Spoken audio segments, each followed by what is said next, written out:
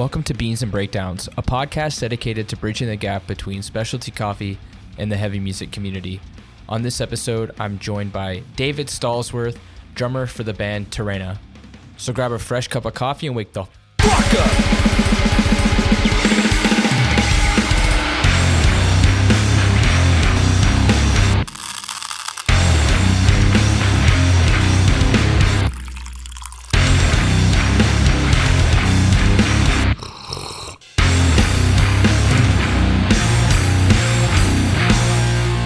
What's going on, Caffeinated Crew? Today, I'm joined by David from Torena. This has been months in the making, I think. It's been since like October. We've been trying to get this shit going. Mm-hmm. Yes. Sickness and fires and bullshit. But here we are. Yeah, we made it. How are you doing? Doing all right, man. Glad to be doing this finally. I know. I'm super stoked. I've been telling my friends and bandmates, I'm like, dude, we're gonna get David from Torena. He's coming on, and it's like, oh, it didn't happen. And they're like, what? So we were super. I was telling them last night. I think it's really gonna happen this time. Yeah, we're in. So everybody's gonna be stoked. Well, Glad. Before we get too into it, let's hear what you're drinking. What do you have going on your side? Dude, there is no beverage today. Wow. Dry. No water? No nothing. Nothing. There's Damn. no beverage in front of me. Are you a coffee person though? I thought you're I am to a certain extent. I love a good third wave coffee shop, kind of bougie, but I just go in, get a black cold brew, and I'm out. Straight to the point. I know what I want every time. So you're like a man after Lumpy's own heart. Yep. Yeah, very, very similar taste. And since you got the Cali swag going on, y'all can drink cold brew year round, and you don't look like a fucking psychopath carrying like a clinky ice drink. So yeah, that's the main drink right there, man. Well, I have something cool today. One of my buddies, Sonny at Have Fun, sent me like a shit ton of coffee. Nice. And I wanted this one specifically. It's from this new thing he's doing called Potions. So this is an anaerobic Colombian coffee called Wilton Benitez. It's the guy who grows it and produces it. It tastes like vanilla cake, citrus, fruit punch, and violet. Violet is I guess a color, like a receptor note, which is a cool thing that nice people are doing. But look at this art. It's sick. Look at this artwork. It looks like a... Oh, that's incredible. That's fun. I love little cartoon guys doing stuff. Yeah. You like it? Does it taste good? Dude, it's great. Nice. Everything I've had from Have Fun is fucking amazing. I had him on the podcast pretty recently as well, and we got pretty deep into some coffee shit talk. And perfect. But yeah, he's based out of Halifax. So he's like a newer guy out of Nova Scotia. He's been in the industry for a long time, but he started roasting last year. And so super cool. Love the branding. I'm a sucker for branding. I'll drink shit coffee even if it looks cool. So nice. So are you from Canada? No, I'm from Georgia, but I live in Montreal. There we go. Yeah, because we briefly saw each other at Hold Your Ground. Yeah, I think I can't remember homie that was doing merch for y'all, but I think he ended up buying 3 coffees from me. Yeah, that's our buddy Cameron. Yeah, he was hyped. Nice. Yeah, he's a big coffee head. Yeah. So I was super excited that y'all got put on I guess it was relatively last minute when one of the bands had to pull out. But it worked out perfectly. One band had to pull out, and then part of our tour completely fell apart. So we were supposed to go more south and do Kentucky and Tennessee, and instead we ended up doing another show in Michigan, and then doing Hold Your Ground Fest, and everything worked out. Damn. Well, did y'all have fun at Hold Your Ground? Yeah, that was probably one of my favorite shows of the tour. It was incredible. Y'all set went off. It was sick. Yeah, it felt good, man. I was really stoked on it. And it was kind of like a almost like a crossover power hour with you guys, and then Prowl played I think right after. So it was So That band good. is incredible. They're doing Montreal proud. I'll say it like that.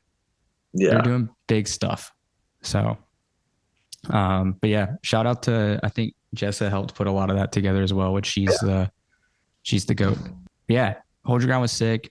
A lot of cool connections and new friends made, which I think we like maybe briefly, like you said, touch base. Yeah. Uh, got to hang out with the Ballista folks, which was sick.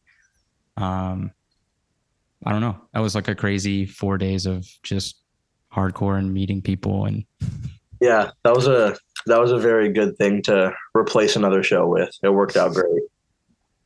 did you get to have any strange Canadian food? No, the only thing that I ate, I think, while I was there was McDonald's and A&W. So I'm a sucker for poutine. So I walked to a McDonald's like less than half a mile away from the venue. Got my poutine.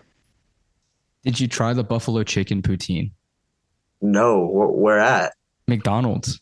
That's a thing. It hits. I'm telling you. It sounds weird, but Wow. it's so good. Yeah, I've never had it. That sounds It's incredible, you fucked up. It's good. dude. Wow. Like are you an edge man? No. Okay, so when you're out, you're having some drinks, you're chilling with buds. McDonald's is the only place open. Buffalo chicken poutine. It's like the little kick that you need to go a little extra mile.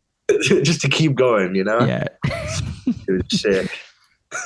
You put that little sponge in your belly to soak up, and then you just go another hour or two, and you're good. Exactly. Yeah, I gotta try that next time I'm up there.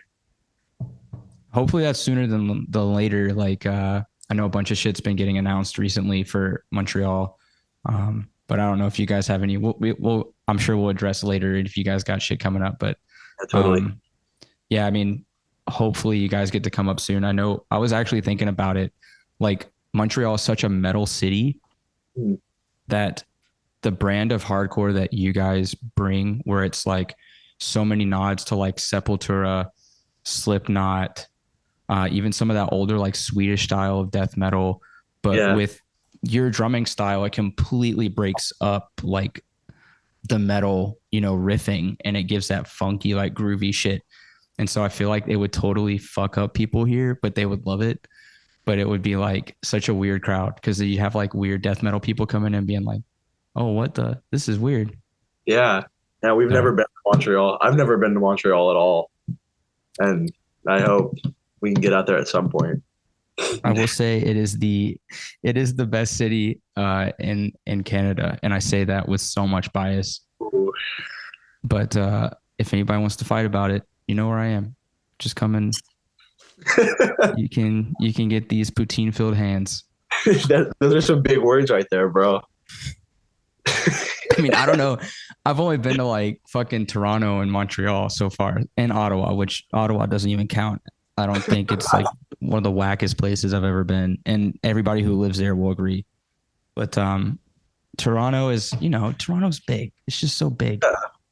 I trust you. I mean, just come see it. Yeah, if I ever end up in Montreal soon, we got to get a cup. Oh yes, we do. And there are places with year-round cold brew. Beautiful. I'm in. One of my bandmates, he does cold brew all year. Like I'm like a little bit of a hater for cold brew because I like pour overs, but he's like, no, we got to go to this coffee shop because they have cold brew all year. And I was like, that's fine. Like, that's good. I respect that. That's cool. But I'm not going to go accommodate your cold brew habits to drink like coffee that isn't maybe as good as what I think is better. So now we have these like internal arguments, but that just means that there's a lot of coffee in Montreal. Yeah. So you just got to come. You got to come hang out. The poutine is better here. Like Ontario's poutine is fake. That's another thing that people can come at me for, but I'm just going to put it out. Yeah. That's the original place for poutine, right? Is Like Montreal. Quebec, like in the Oh, country. yeah. Yeah. Which Yeah. I was there this past weekend and it was dope. Yeah. The poutine, I had two like back to back. Sick. So, yeah. Yeah. I mean, it's dope. It's, you you learn how to like enjoy things about like just like things that are different. Like people here grew up with all that shit, and so they kind of take it for granted. But I've only lived here for 5 years, so it's like a learning experience. Yeah. Especially when I get to go, it's just like, okay, I need to get this now because Yeah, I'll get it for a long time, you know? yeah, that's for sure. You like knocked out the whole coffee talk thing by just going like, I just drink a cold brew in any coffee shop. But um, let me know when you were in Europe Mhm. with military gun, how was the cold brew situation there? Because we have discussions about this. I've been a few times, not on tour, but just for travel. Yeah. And I find that the iced coffee is bleak. Like there's not a lot going on. A good coffee shop was very few and far between. Like I think it was in Dublin maybe. I was like walking by myself, just like getting a little fresh air, and I was like, dang, I kind of want a cup of coffee. So I, go off of a side street, end up in the spot, and I ordered, can I just get a black cold brew? And she goes, sorry, sir, we only serve coffee here. That's if my calculations are correct, that's what I just ordered. So I had to like get an iced Americano. Like it's close enough, but apparently in Ireland, black cold brew doesn't exist. That's mind blowing because I was in Dublin 2 years ago and had some of the best coffee I've ever had. Really?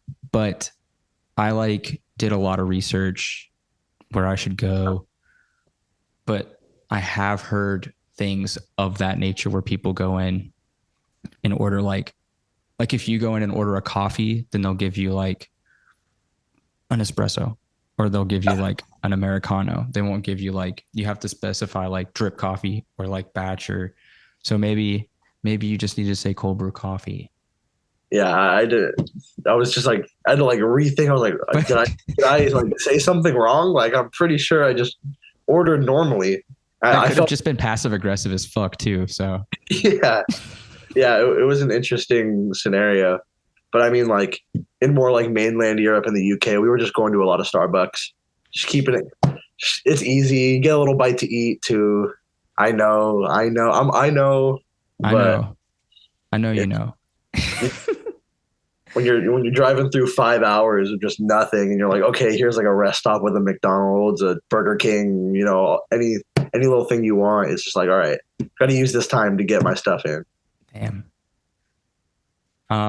Was there a specific story about like, whether it was like looking for coffee or being on the road for so long that stands out? Because I don't know how long y'all were there for that tour, but I know sometimes it can get a bit get wild when you've been with people for so long. Yeah, I mean, to be fully honest, we didn't like scout out coffee very often. We were on the road for like a month. Fuck. Yeah, and in those times, there was very few where we'd like end up at like an actual like cafe setting, like kind of chilling. It was always like kind of all right, let's just like hurry up, get our stuff, let's go, load into the venue. And once we Yeah. do all that stuff, we can go out and kind of explore.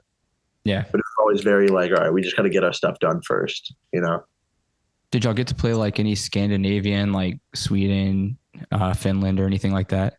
We did. So we were scheduled to do uh, Stockholm, Sweden, Oslo, Norway, and Copenhagen, Denmark.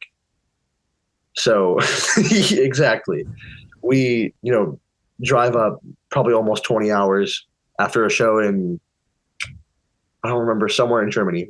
We played in Germany Mm-hmm. and then we just gunned it up. And we get Stockholm, play the show. It's a blast, beautiful city. Um, and I think it was that next day we're driving up to Oslo, and we go through the border. Everything's fine. Like a lot of the borders in Europe, you just kind of fly through them. Yeah.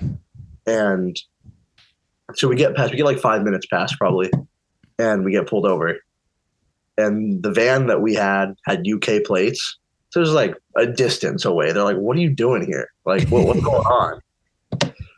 And we're like, "Oh, we're in a band, blah blah blah blah." Like, "Oh, what's your band called?" Military Gun. And they're like, Uh, "Oh, all right." And they're like, "You guys have T-shirts?" And we're like, yeah. We're like, okay, why don't you go back to the, inspection area and we'll count all those T-shirts. So they wanted to tax us on all the merch. So we go back and they tear apart the whole thing on the in between us getting pulled over and going back to the station. They had researched the band, looked at the songs and like online merch and shit. Saw that song Very High. There's a T-shirt with Sweet Leaves on it, and they were just like, all right, what are you guys doing, And they kept us in a room for 6 hours, found a couple things they didn't want to see, and then told us to get the fuck out. Nice. They kept us just long enough so we missed the show, and then they just told us oh, you can't come to Norway, you need to go back. So we missed the show, and got locked in a room for 6 hours. A lot longer than I'd like to be locked in a room. But you got to play Copenhagen or no? Yes, and it was supposed to be Stockholm, Oslo, and then we'd go back down right to Copenhagen. So we had that show fall through, which sucked. And then, but we got to play Copenhagen, and that was probably one of my favorite shows of the tour. It was incredible. Copenhagen's one of the most amazing cities in the world. Yeah, it was quite the thing to see. Yeah, because we had played in this that lawless area, Christiania. Yeah, can't take photos and very just a crazy vibe all the way around there. But it was incredible to see. So did y'all play that squat that's like the auto or something like that, where it's right on the it's right on the outside on that strip of buildings? Maybe. I think that might be it. Yeah. It looks kind of like a squat or a tall, it's kind of weird. Yeah. It's a taller building. Yeah. Play on the second floor, and that might have been where we played, but it was a blast. We had a lot of fun. I wish you would have had more time there, man. I went there. I went to Outbreak last year and got to stay in Copenhagen for a few days. And it was I had 4 coffees a day, crazy good coffees. Just the food, everything is amazing. There's not I don't think I saw a piece of garbage on the street the entire time I was there. It's insane. Very clean. Very clean. Yeah. Expensive as fuck though. My God. Scandinavia as a whole is just insane. I remember I went to Burger King or something. Just got a pretty standard combo, and it was $17. I was like, what? What's going on? It's them taxes. Yeah, dude. But their welfare essentially is basically I think the minimum wage is equivalent to almost $40,000 or $50,000 a year. Yeah. They get treated well by their government for sure. Healthcare is healthcare, yeah. And I think education is basically free for most people. Yeah. So, I mean, I wouldn't complain, honestly. Yeah, if that's all you're used to, it's just how it goes. I know. So, it's a good vibe. It's a good vibe. It was a lot of fun, regardless of being held at the border. Yeah. Well, I mean, at least you have a story. That's fucking crazy. But it does suck that you didn't get to play Oslo. I'm sure. Well, maybe it won't happen with military gun. But hopefully, I'll end up back there at some point. Still fly in, fly out. That's, we can figure it out. Yeah, we're not about this. We don't like the guns and the things. Yeah. Okay, but we're a bunch of fucking nerds. What do you? Oh man, we've been held up at the Canadian border a few times. Not military gun, but Torena. We've really the first time we went, everything was going chill, going through, and our guitar player had a weed pen on him, and he just forgot to throw it out. And yeah, I mean, at least he was honest. They asked, and he was honest, and I was like, all right, respect. I'd rather do that than lie and they find it themselves. So then he had to get out of the car, go do a sobriety test or whatever. because he was driving. Smooth. So bad saying it, like, fuck. But so he goes away, and like so one of us had to get in the driver's seat. They're like, yeah, just pull over off to the side. We're gonna search the van, bring in the dog, do the whole thing. So that one wasn't too bad. We were stuck there for like 2 hours, but they like searched the whole van.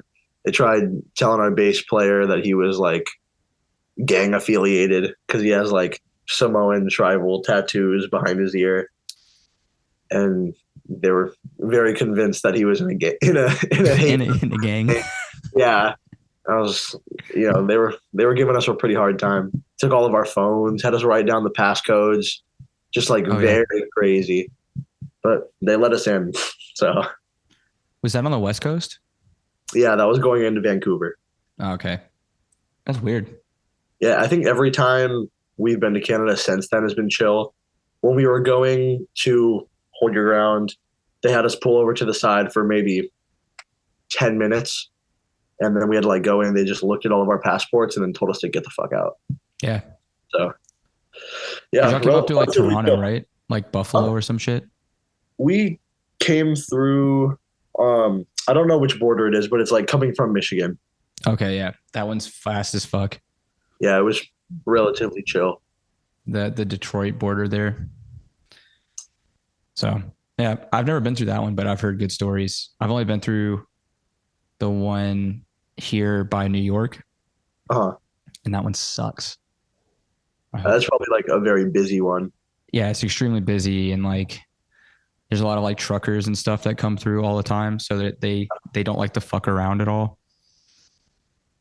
But it is what it is. Yeah, most of the time we get through. Yeah, we're about to have to go through, and I just found out that because I have a permanent resident status, I have to also not have a visa, but I have to be on the visa and then go to the U.S. consulate to tell them that I'm going on tour in the U.S. Wow, dude. As a U.S. citizen is fucking weird, man. Wait, so do you have like a I don't know how it's a green card. Okay, so to live in Canada is just like a green card. Okay, yeah, but it's like you're still a U.S. resident, or are you a Canadian? Like what does it mark you as? So I'm a U.S. citizen. I have a U.S. passport. I don't have a Canadian passport. I just have a card that says that I reside here permanently, and it has to be renewed like every 5 years. Okay. What was the reason that you moved? It's my wife's job. We ended up here, and we thought it was going to be for like a year or two, and then we stayed here for 6 years. Sick. So, and then like her work basically helped us get the whole like resident thing, so that we didn't have to keep like renewing our work visas and shit. Nice. But it also means that like we could start a business, or like we can buy a house, or you can't do that with like a temporary resident status. Yeah, that's incredible. Super helpful. Yeah, and then I can get education for very cheap. Nice. If I want it. Yeah, it's pretty dope. It's like a very different style of living here than in the States, especially being from the South. Yeah. So I have like family that would always be like, I bet those taxes and all this and all that. I'm like, it's like basically the same thing that y'all pay, but like I get to see where it goes. Yeah. Like I'm not sweating healthcare and shit. Like I can break my leg and like go to the hospital and walk out. Yeah, totally. You would think we'd mosh harder though. Dude, the first time I went to Vancouver, we're playing and I'm just like, oh my God, like these guys are fucking going crazy. Just like tall ass motherfuckers too. Just going in. And I'm like, yeah, I'm gonna stay over here, I'm gonna go chill by the merch table. And straight up, I was watching the Hold Your Ground after show, that Bulldoze set. Yeah. And like somebody threw a fucking metal chair into the pit and knocked like a girl out completely. Oh. I mean, it makes for a good video, but damn, that sucks. I think it was on Not a Push Pit, to be honest. Like It was everywhere.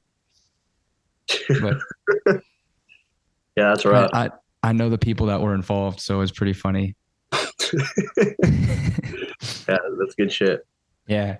Um, yeah, I guess it depends on the show, but even in I'd say in Montreal we're the most tame of the Okay. moshing cities. Yeah. But trying to change that little by little, just being an enabler. It's okay to spin kick somebody in the head. Just Yeah, it's in good fun. yeah, we'll make up afterwards. Just hug it out and then buy them a beer. Yeah, totally. Well, tell me what got you into hardcore? What were you listening to growing up, and kind of how did you find your way into this? So growing up, I was like into a lot of the classic like metal staples, just from my parents being into it. And there were certain bands that I was listening to that were hardcore bands, and I had no idea. I just thought they were Mm, metal bands. Like I was really into Biohazard and Hatebreed as a kid, and I was like, oh, it's just metal, yeah. whatever. And then I joined a band when I was like 13 and just playing like punk shit. And I got super into punk. And then I remember seeing a video of Gorilla Biscuits, and I saw people stage diving to a trumpet intro. And I was like, oh my God, like this looks fun as fuck. And from there, it was just over.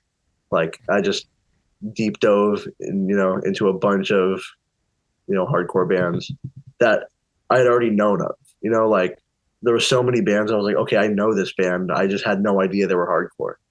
And then like from that point, everything just kind of was together as one, and it's the rest is history.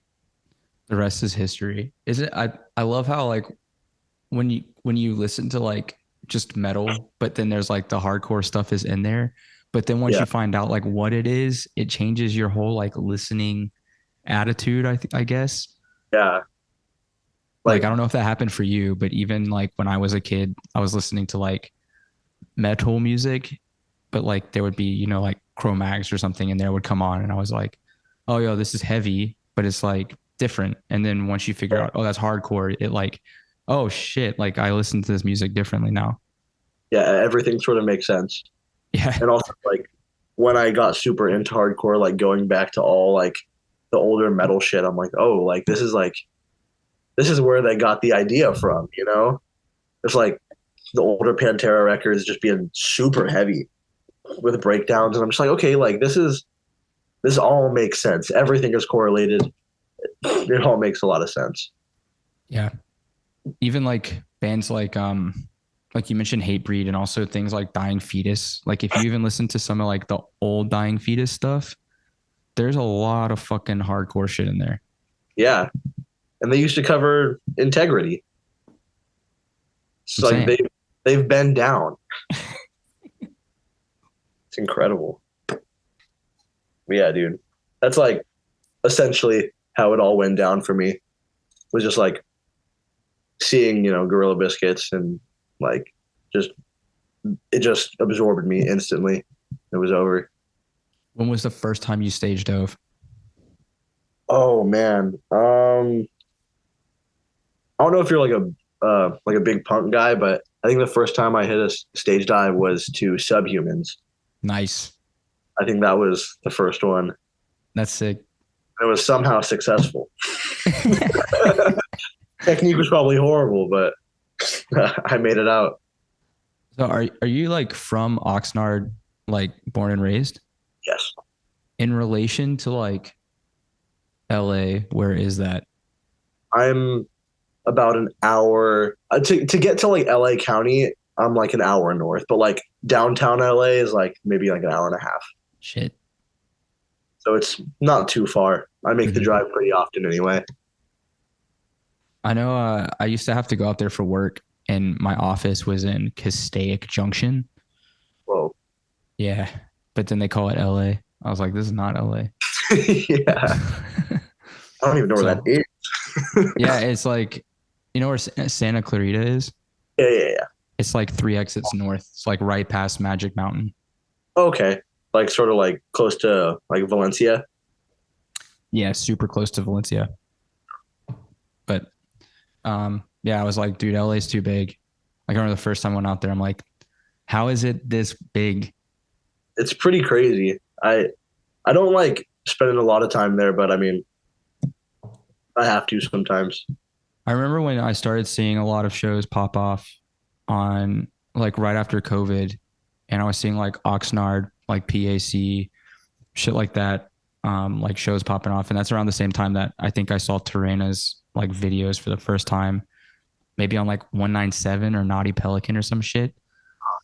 Um, so were you playing a lot of those local shows even before? Like, how was the scene before COVID as opposed to like everything's popping off now everywhere? Yeah. So before COVID, I was like pretty steady with that punk band that I was playing in, Mm-hmm. and it was sort of weird. Like the scene in Oxnard pre-pandemic was very punk. Like as far as like the younger kids that are coming in, was just like very punk, straightforward. And like at that point, I was already like into both, and like I was just playing in a punk band. But like through the pandemic and after the pandemic, like a lot of bands started surfacing. Like we started writing during the pandemic, Mm-hmm. and yeah, like since pandemic, it's been like very very hardcore. Like I love punk rock, but it's just like hardcore is taking over right now. This is how it is. Like, are you resentful of that fact? Like, you want the punk to come back? I I wouldn't say that I want it to come back, but it's like I think it would be cool if there was like an equal amount of it going on. Like I get a little hardcore out. I want to see a nice circle pit. I want a good D beat. You know what I'm saying? Like, Dude, I need to hook you up with my bassist then, because that's all he wants is like fucking D beat, like Kang style shit. dude, it's sick. It's the best. He has a band called Sweat, like it's like a side project, and it's literally just like Euro D beat like noise. It's sick. It's incredible. Yeah, it's hard. It's almost like Mexican Coke, but like Montreal style. Canadian Coke. It's made with real maple. Well, that's cool. Like, so writing the shit for like Torena, obviously, like I said, there's in Cerebellum prison, there's like, it's like we like Sepultura, Yeah. like a lot. Like, there's a lot of nods to that style, like the Calavera style, both in riffing and in drumming. But then, like, in Evil Eyes, there's almost like this Iowa invasion of like the vocals sound very much more like raw, like straightforward. There's less of like the highs and the lows, and it's just like that false chord kind of yelling. And even like a lot of the riffing has changed, and it's a lot more like straightforward, Yeah. like hardcore drumming. So was that super intentional, or was it more like you started out kind of feeling one way, and then as y'all were playing more and seeing like how people were fucking with different songs, like adjusting that? I think that was for sure the case. We had always like had an idea, but with Cerebellum, it was like that was like our demo. That was like every song we had at the time. We're just like, let's just like record all these fucking songs and just like throw them out. Right. I look at our first release as Evil Eyes. Like Okay. that is Torena to me. Like that was just like us taking everything that we had and just like getting it out, having something to show for it. But Evil Eyes, I feel like we really like honed in a sound. We knew what we wanted. We got in there, we recorded, like everything just made sense. Mm-hmm.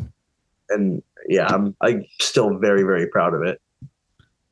It has to be like a top five, if not top three favorite hardcore release of this year.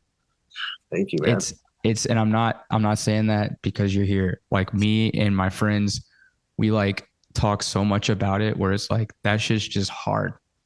Like the breakdowns, how they transition in are just insane. Like the stand your ground when y'all played it live, I was like, this is something. This is crazy. Like it's essentially, if people who haven't heard it, you just need to go listen to it. But it's the riff starts and it's a major riff, like it's in a major key, and then it like the riff comes in and the song comes in. It's fucking sick. But we need more major riffs in hardcore. Yeah, because it's hard. Yeah, I'm a big fan of a little bounce riff. There you go. Who doesn't want to just fucking vibe out and bounce once in a while? Gotta have it in there. It's classic. Whenever the drum beat comes in, it's just like that da da da da da da, and then it like just fucking rips in after that. That's what you want. Just a crank snare leading that riff in. Creates a good dynamic. It does. Have a little bit of everything. It do the thing. Yeah. Is there more writing happening? What's going on in terms of like maybe another EP, full length? What do y'all seem like a full length band? Like you want to put a full length out like next. I think this is probably the first time it's going to be talked about, like besides like with our friends and other like bands. But we have a full length completely written right now. That does not surprise me. It's ready to rock. Just got to do a little bit of polishing. Probably meet up sometime within the next few weeks and just really put the finishing touches on it, and then get into record. Who are y'all recording with? We're gonna do it with Taylor Young. Did he do Equalize as well? Yes. That shit I was like, this has got to be Taylor. Yeah. Like I knew right when we wrote those songs, I was like, he has to record it. Yeah. Came out perfect. When you can really hear that snare bottom mic, it's Taylor. Yeah. Yeah, it was quite the experience recording with him. But how much of a stickler is he though? Like I've heard that he can be hard on people. I wouldn't say that he was like hard on us, but if there was something that like he wasn't fucking with, he would not hold back. Like the Stand Your Ground intro was different. But it was a completely different pattern. And he's like, oh, I don't think I'm liking the sound of that. Like, let's try something else. So then I was like, okay, how about this one? And then it stuck. He's like, that's the one. Let's do that.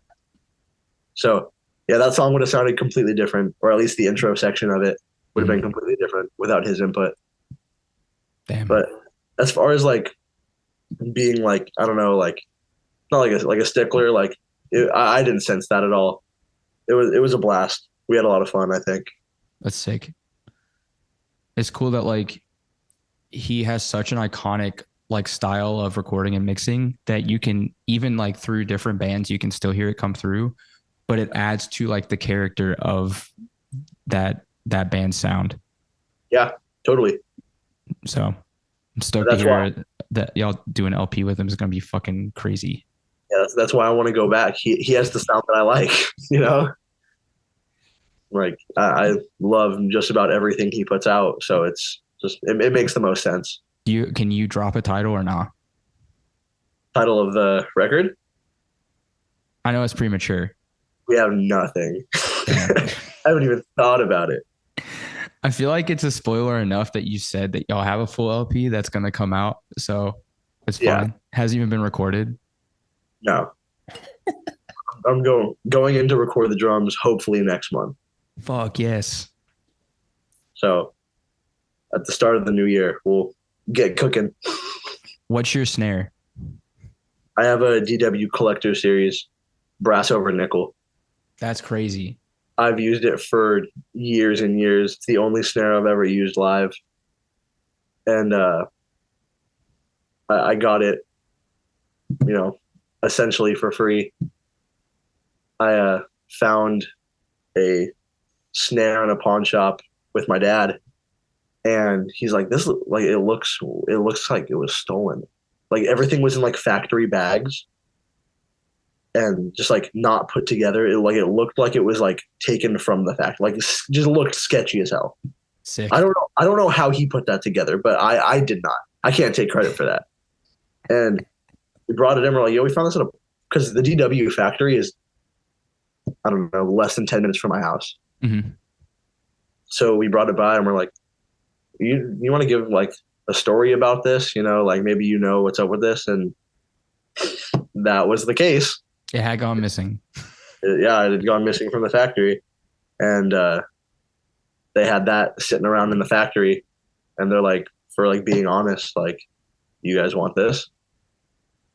And my dad's like, yeah, yeah, I do. And he's like, and he brought it to me. He's like, hey, check this out. And I was like, oh, well, what's that? He's like, that's why you be honest. Yeah, yeah, yeah. Yeah, it's a 8x14, so it's pretty deep. Shit. An 8x14 nickel over brass is crazy. It's it's a fucking monster. It's loud as fuck. Yeah. So I play an 8x14 steel, and it's like pretty loud, but the brass is just so fucking heavy that like that's what I want. I want that so bad. Almost every hit is a rim shot. That's just how it is. I I try to make a conscious effort to not do it, but it feels right. To really fucking lay into it. Yeah, if the spirit moves you, you gotta just. It's just what I gotta do, you know? It sounds the best. It just, you gotta feel like it's, if they can't hear it in the back, how are you supposed to? Exactly. You're supposed to hit drums hard as fuck. That's why it's called hardcore. Yeah. You really just gotta lay into it. Let them have it. That's true. That's sick. I love a snare with a story, or any kind of drums with a story, but that's sick that like taking it into the factory and they're like, oh yeah, that shit's stolen, but like you should take it. Well, that's not the one that we had found. They took the one that was stolen and gave us a different one that had been sitting around. Oh, that's crazier. Like I prefer that one. Like the one that we had purchased is like it was a good snare. It's like the same like tier, but that one's way cooler. Yeah. Fuck. It's a machine. And how much did you buy the stolen one for at the pawn shop? $250. Like something. That's cheap as fuck. I could be totally wrong, but that's what I remember. It was just, yeah. Damn. It was quite the adventure. Yeah, that's sick.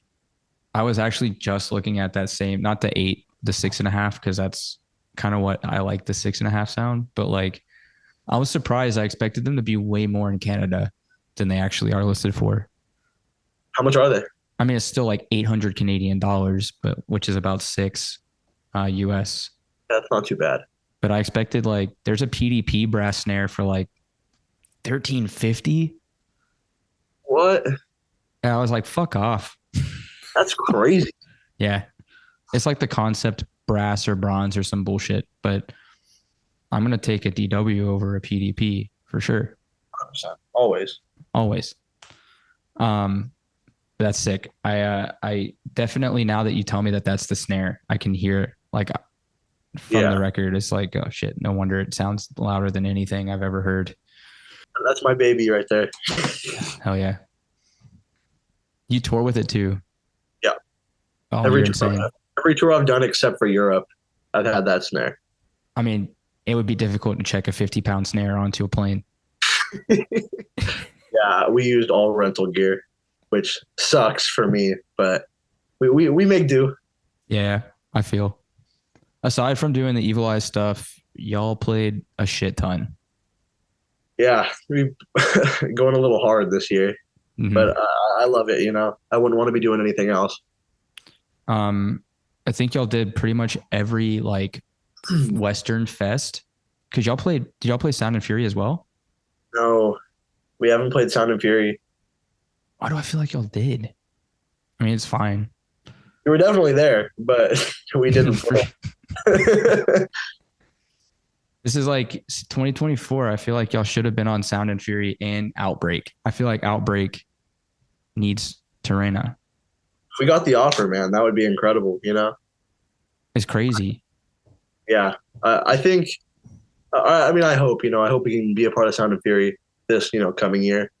We'll hopefully have music out by then too, so that'll help for sure. And yeah, that would just be perfect. What was your favorite fest from this past year? I don't know. Probably Sound and Fury. It's like the closest one to me. and we just played For the Children too. That was insane. Oh yeah. But Sound and Fury is just like I get to see every one of my friends. Like I get to hang out for a whole weekend and just have fun. So Did you get to play on the Wild West Fest and all those the snow and y'all played Snow and Flurry as well, right? we didn't play Snow No? and Flurry. We played Wild West Fest. We played For the Children. I mean, yeah, we did a lot of touring this year though. That's for That's what I sure. mean. It just felt like y'all were always out. Yeah, we did after we put out the EP, we did like a headliner through the West Coast and like Pacific Northwest and Vancouver and all that. And we did that, and then we did another one like a month and a half later with Drake. We're like we had just done like the same dates, but they didn't seem to mind. So we went out with Drain, did those shows. Then we did the headliner through like Southwest and going up to Hold Your Ground. Mm-hmm. And then just got off of the Pain of Truth tour through the West Coast again. Damn. Now you just gotta hit the Southeast and New England, and it'll be. Yeah. We've done Northeast before. We did that too. I totally forgot about that. After we did the headliner through the West Coast, we flew out and did Northeast with that band Broken Vow. Oh yeah, I played with them when they came through Montreal a couple months ago. Sick. Yeah, those are the boys. Tommy's he's been on the podcast too. I totally forgot about that. I saw that. Yeah, nice guy. Yeah, he's a sweetheart. Yeah, I love Broken Vow, man. That's a good ass band. For sure. I didn't even know y'all came to New England. It was a blast. we like broke even. It wasn't the most like financially smart thing to do, but we had fun. We didn't like lose money per se. So it was all worth it. Yeah. So that's sick. Are y'all planning on doing a bunch of touring after the LP is out? What's the game plan for next year? I mean, yeah, once we get that LP out, it's just game time, I guess, do what we can. Like we all have jobs, so we're usually pretty flexible, but we'll do as much as we possibly can, Mm-hmm. So yeah. And if we get any good offers, I'd be happy to accept. For sure. Are y'all putting the LP out on days as well? Like again? Yeah, I assume so. I haven't heard otherwise, I talked to him actually this past weekend about us going to record, and he was super stoked on it. Cool. I just told him, I'll keep you posted with what we decide to do. Sick. So, yeah, I assume he's still in. Well, shout out Lumpy. Shout out Days. Big up to Lumpy. That's the GOAT. The greatest record label on the planet, Days Records. Yeah. I think that's part of the reason why the EP did so well too, because Days is just like putting out nothing but good shit. Yep. And with the two names attached to the EP being Taylor Young and Days Records, that helped a lot. Yes. I feel like that really like legitimized the release for sure. To people who don't immediately recognize the name, they're like, okay, like two people I fuck with co-sign this. Let me check it out. For sure. Like so that for sure helped. I don't think a lot of bands realize how important it is to actually go record or mix with somebody that has a name in the scene. Very important. It's extremely important. Yeah. Like that's kind of how you get out of that like local band mentality. Yeah, totally. Where it's like, oh, my homie will record it for free. It's like, okay, but who does he know? Like, other people or does he know the big guys, Right. No. Like, does he have a name or is he just like, The guy. So yeah, that's just, I think a good word of advice is if you want to break out of that local band situation, go get a producer and somebody that's going to be able to like give you fucking feedback on your music and help you shape it. Yeah.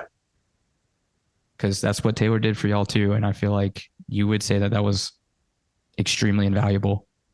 Yeah, very, very important. Went a long way. So take that what you will, people listening. Yeah.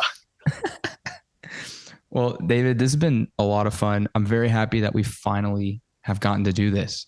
Finally. Yeah, it was a blast. I just have one last question for you before we go. Yeah. What's your favorite city for beans and breakdowns? Oh, best city for coffee, best city for hardcore. All right, Oh no. man. It's gonna be so biased. It's just how it is. It's gonna be so biased. Best city for breakdowns, Oxnard, California. Population. I don't even know how many people live there. Population me. Right here. Yeah, I gotta keep it real, man. That's where it's at.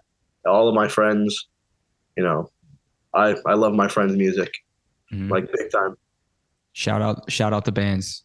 Yeah, shout out Bare Minimum, In Time, Ceramic, Dead Heat, Affliction. It keeps going. The list rolls. The list is long. It rolls out. But as far as beans go, I'm trying to think where I've had the best cup. Gotta say, I think it might be a smaller chain, but I think we had it in Philadelphia. I'm gonna go with Elixir Coffee. Yo, Elixir is. We'll put some respect. We'll put some respect on Elixir. Coffee. Shout out to Lumpy for the recommendation. That was an absolutely banging cold brew. I gotta hand it over. You can put money on a recommendation from Lumpy, I will say. Yeah, he knows what he's talking about. It's true. Coffee guy, he knows. Yeah, he's locked in. Especially when it comes to the cold brew, he knows. Yeah, that was a good recommendation on his end. There's like two people that I feel like you can take their word at any level, and it would be Lumpy and Gage when it comes to coffee. I don't know if you know Gage. Which one? Side. I don't think so. Oh, he's from Baltimore, I think. Big coffee guy. Big coffee guy. He runs the coffee chat on Discord. Sick. So yeah, shout out Gage Lanza. Shout out Exide. But yeah, thanks again for hanging out. This has been really sick, and can't wait to hear that LP coming out. Yeah, man. Thanks for having me. I appreciate it a lot. Thanks for listening to this episode of Beans and Breakdowns. I want to say a huge thanks to David for hanging out on the podcast. Be sure to check out the newest EP, Eyez, from Torena, available on all streaming platforms, and keep an eye out for any dates they have coming up in the new year. Definitely a show worth checking out. If you've enjoyed the podcast, please subscribe and leave a review. You can find more information about the podcast by following us on Instagram at Beans and Breakdowns or on the web at beansandbreakdowns.com. Until next week, be sure to stay caffeinated and wake the fuck up.